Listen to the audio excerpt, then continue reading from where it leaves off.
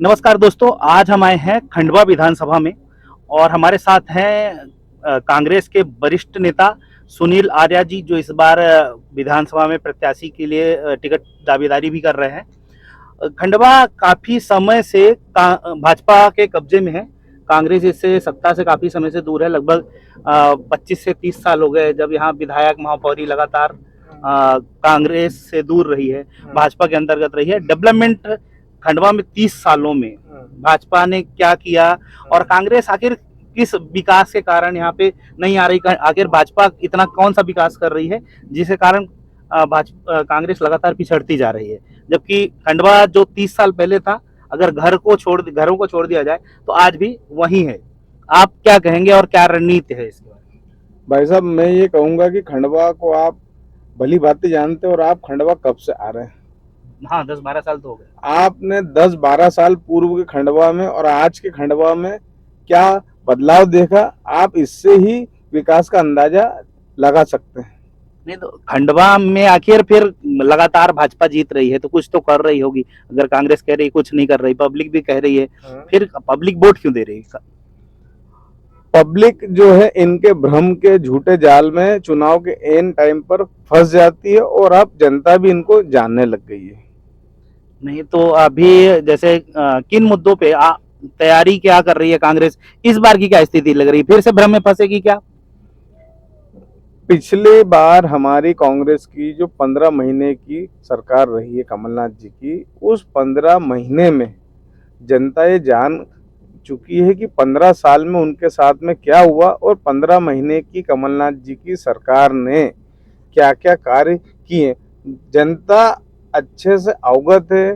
किसानों का कर्ज माफ हुआ है, बिजली का बिल हाफ हुआ है और तमाम योजनाएं आप देखेंगे उस टाइम की हमने जो वचन दिए थे, हमारी कांग्रेस सरकार ने जो वचन दिए थे उनको चुनाव के बाद में लगभग लगभग पूरा करने का हम लोग कार्य कर रहे थे। ये आप लोग भली भांति जानते हैं। नहीं तो अभी क्या तैयारी है? इस बार क्या तैयारी है कांग्रेस की?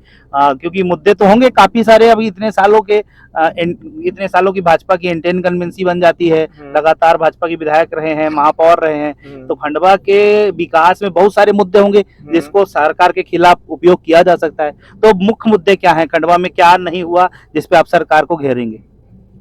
देखिए, पहले तो आपने पूछा कि तैयारी क्या है। हमारी कांग्रेस की तैयारी पिछले 6 महीने से लगातार चल रही है, जो कि इससे पहले हमको देखने को नहीं मिली। इस बार मध्य प्रदेश के वरिष्ठ नेताओं ने काफ़ी अच्छी जो तैयारी की और नीचे छोटे स्तर पे भी हर बूथ लेवल का कार्यकर्ता भी तैयारियों में जुटा है। और रहा सवाल घेरने का, तो आप खुद खंडवा को अच्छे से जान रहे हैं और आप चाहें तो खंडवा को चारों तरफ से आप घूमकर देखिए, आपको मुद्दे ही मुद्दे आपको नजर आएंगे। अच्छा, तो इस बार कांग्रेस की एक रणनीति तो है।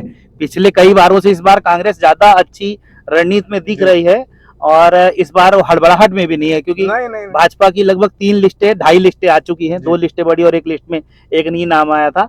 और अभी तक कांग्रेस ने अपने कैंडिडेट अनाउंस नहीं किए। वह देखने की स्थिति में है कि पहले इनको निपट लेने दो फिर अपन करते हैं। तो अपने यहाँ इस बार क्या रणनीति है? प्रत्याशी कौन बन रहा है अपने यहाँ? आपकी टिकट की क्या स्थिति है? भाई मैं तो ये कहूंगा कि मैं भी इस बार प्रयासरत हूं। अगर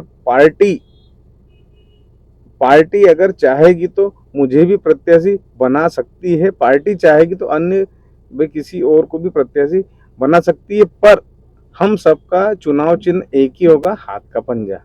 मेरा आपसे और आपके चैनल के माध्यम से ये मेरा अनुरोध है, आप खंडवा में पिछले 10 से 15 वर्षों से आ रहे हैं, आप पूरे खंडवा को घूम के जाइए, आपको भी आनंद आएगा। आपको 15 साल का विकास आपको खंडवा में बिल्कुल आपको दिखेगा। आप बिल्कुल जाएं और दर्शकों को भी आप खंडवा का विकास आप जो दिखाएं। आप नहीं, हम घूम रहे हैं, हमारे साथी भी घूम रहे हैं, हम देख रहे हैं स्थिति। इसीलिए तो हम कह रहे हैं कि इतना कुछ होते हुए भी कांग्रेस अपने मुद्दे नहीं तय कर पा रही है। क्या कर नहीं कर रहा? हमारे पास मुद्दे बहुत सारे हैं।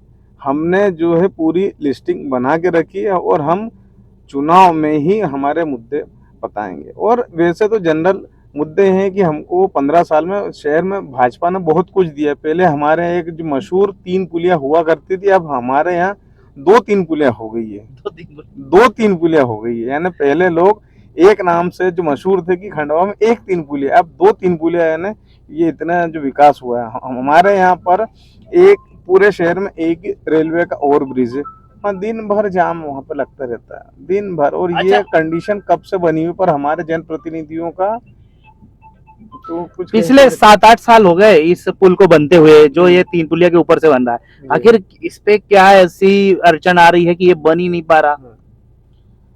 बनाने की इच्छा शक्ति होना चाहिए। आप देखेंगे कि पूर्व केंद्रीय मंत्री अरुण यादव जी ने, जब वो केंद्रीय मंत्री थे, तो कितने कम समय में आज खंडवा को थर्मल पावर की योजना दी। आज हमको 24 घंटे उससे बिजली मिल रही है। अरुण यादव जी ने आज खंडवा को मेडिकल कॉलेज दिया है। भाजपा तो कह रही है कि हमारा दिया हुआ मेडिकल कॉलेज में। वो तो सारा जो भी दस्तावेजों में है, वो तो कोई छुपाने वाली तो बात ही नहीं है ना। और दूसरी बात, करने की इच्छा शक्ति होना। आप ये पुल जो देखेंगे, जो रेलवे का पुल है, इसके वहाँ एक प्लेट भी लगी हुई है। आप वहाँ जाएंगे देखेंगे तो वहाँ पे पूर्व मुख्यमंत्री दिग्विजय सिंह जी का नाम आपको दिखेगा, पूर्व पूर्व उप मुख्यमंत्री श्री सुभाष चंद्र जी यादव का भी नाम आपको दिखेगा। तो ये काम करने वालों की इच्छा शक्ति होती है कि काम कैसे किए जाते हैं। चलिए, फिर आपसे मुलाकात होती रहेगी, और इस चुनाव को कवर करने में जैसे टिकट की घोषणाएं हो जाती हैं, इसके बाद फिर से एक बार मिलने का दौर शुरू होगा। तब तक के लिए सभी को धन्यवाद। आपको बहुत बहुत धन्यवाद।